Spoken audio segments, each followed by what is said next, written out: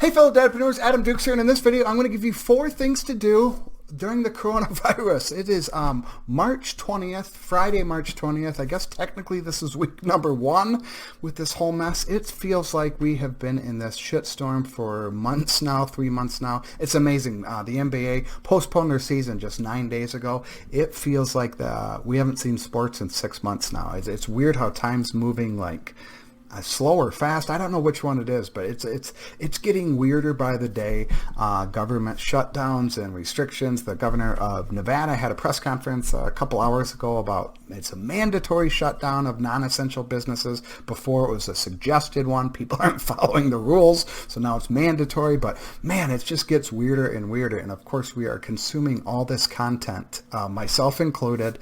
Not the news, not the TV news at least. I get most of my information from Twitter. But we're just getting inundated with content, which a lot of it is bullshit and mass hysteria. I mean, people are going shit bat crazy over this. So I got my little list here. I got my little post-it notes that I jotted down for things to do, to handle, to keep your sanity during this whole crisis, however long it's going to last. Who knows? A couple weeks. It's looking like it's more looking like it's going to be a couple of months. But number 1 is get outside. That is the key. Ava and I just took a bike ride about an hour ago. And man, was it refreshing. Just got outside. It's not that nice of a day here in Vegas. I think it's like low 50s. It's cloudy and all that. But we took a bike ride. She crapped out about halfway through, and Dad had to push the bike on the way home. But it was nice.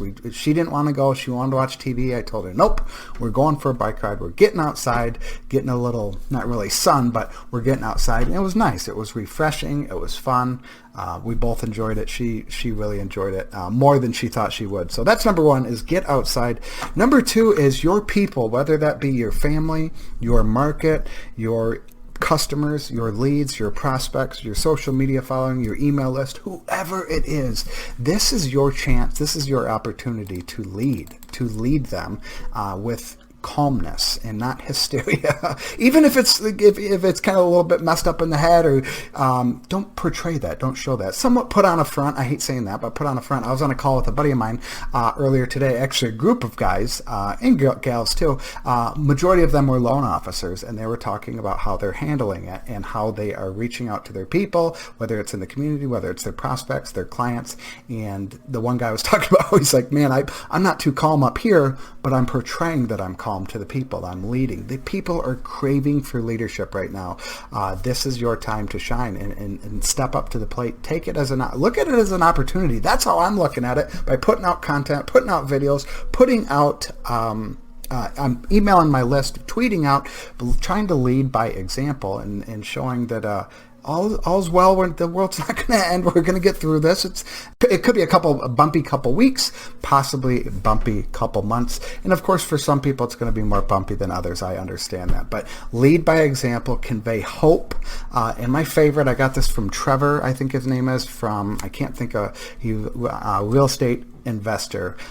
Be a beacon of positivity and possibility. That's something you should do, not just in this crisis, but it's more important now to do it in this crisis, to be the beacon of positivity and possibility, to show what's possible, to lift people up, be positive. Well, Ava and I went to Walmart today, and I jokingly asked the lady, the cashier, when we were checking out, I said, are you having fun? And she said, this goes into my third point actually. She said, grateful to have a job. She didn't bitch and say, oh my God, it's so stressful.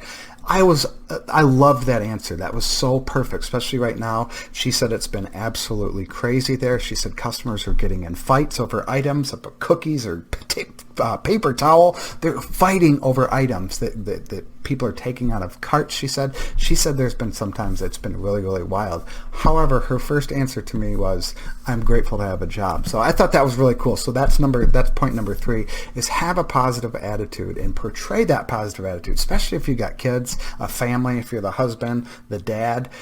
Portray that to your wife, to your partner, to your spouse, but especially to your kids. They're watching you. They're looking at you as an example. Now, I got a 4 and 6-year-old, so they don't really understand or grasp what's going on. But if you got kids that are a little bit older, this is really, really important to kind of be that oak tree. I heard that on the Masters golf tournament last year when Tiger Woods was making his run to win the Masters last year.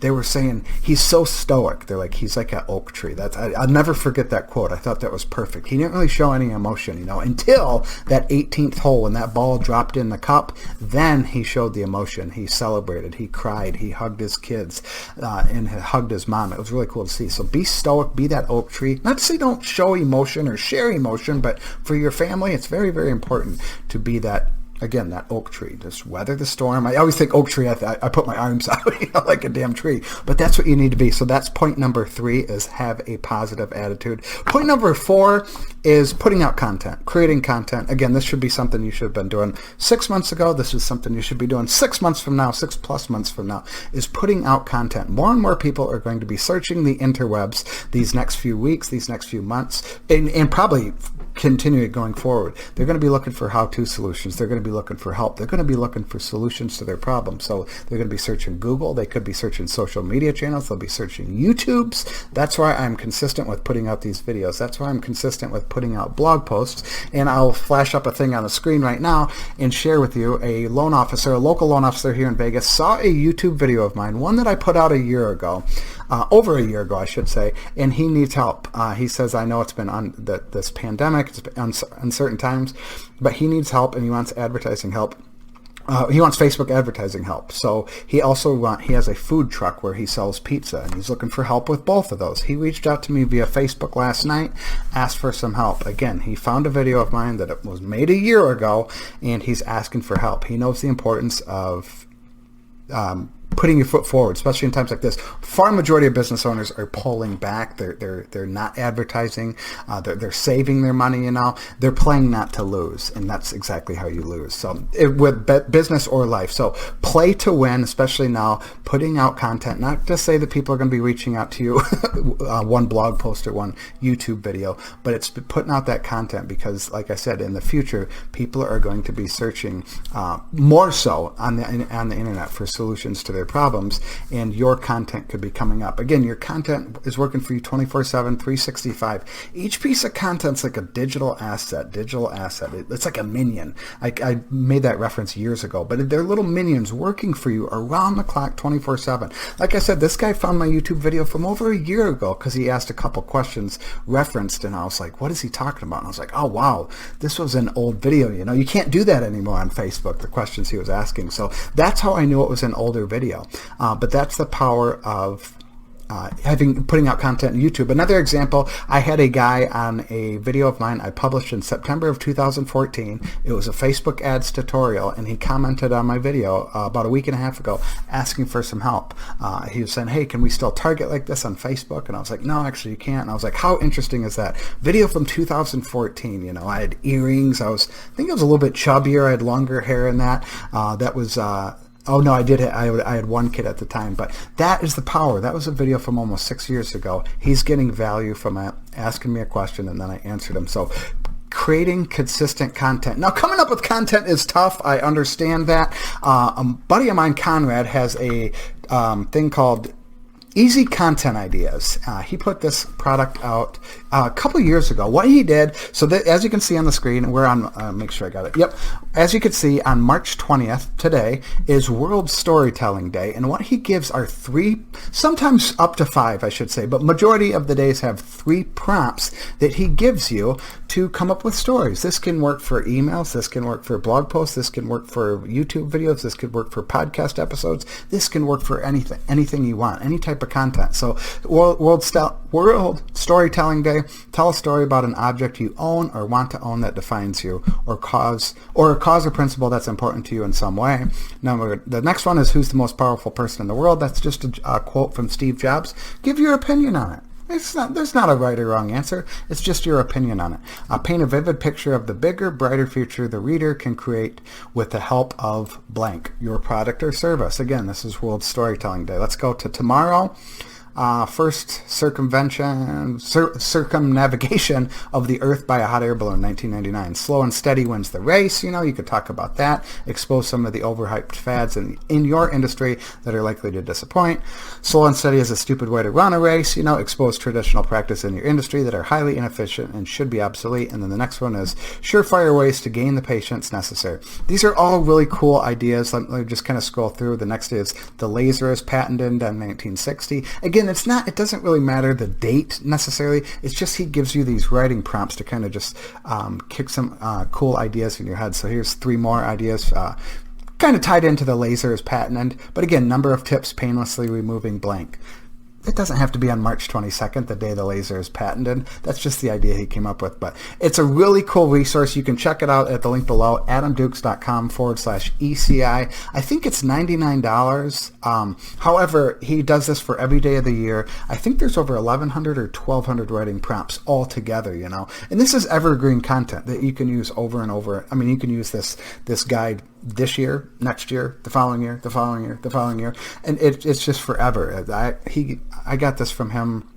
It was probably 2 or 3 years ago, and I still reference it if I'm struggling with coming up with a content idea. So check that out. Again, adamdukes.com/ECI. If content creation is a struggle of yours, which it is a big, big struggle for many, many people, with everything going on in the world, it's hard to come up with content ideas. So check that out if you're struggling for content ideas. I guarantee it'll help you out, come up with ideas that you probably never thought of, and your market will definitely appreciate it. Look, I had a guy reach out yesterday, or yeah, like I said last night, just from a YouTube video. So that's the 4 things. Let me go over those real quick. So number 1 is get outside, take a breath, take a breather, no phone, get outside, get some fresh air. Number 2 is lead your people, family, market, customers, patients,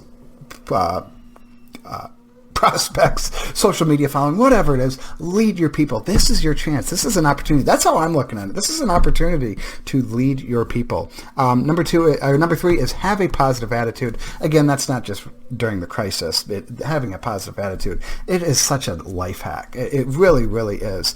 So have a positive attitude, and don't just do it during the crisis. It seems like it's more important now to be that beacon of positivity and possibility for people, but carry that positive attitude for the rest of your life. And then last but certainly not least is create consistent content. So really, now that I see all four of these you should be doing anyways, but it's a good reminder, and all 4 of these you should be doing into the future past the crisis. But these 4, especially right now in times of crisis, be that leader, be that person of positivity and possibility.